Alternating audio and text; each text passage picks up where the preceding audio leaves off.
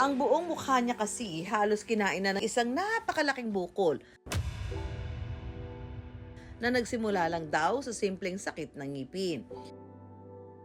Ang bukol na bumago ng buhay ng 27 anyos na si Sunny Boy mula sa Toledo, Cebu, halos isang dekada na raw niyang iniinda. Alam ko, lisod na kayo kung kauron ya. Lisod na kaon ya.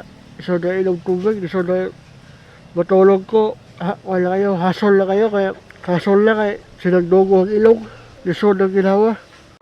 Halos tabunan na ang kanyang mukha, dahilan para ang kanyang isang mata ay matakpan na rin. Ang kanyang ilong tila napipina, habang ang kanyang bibig lumapad at nagkasugat-sugat sa loob.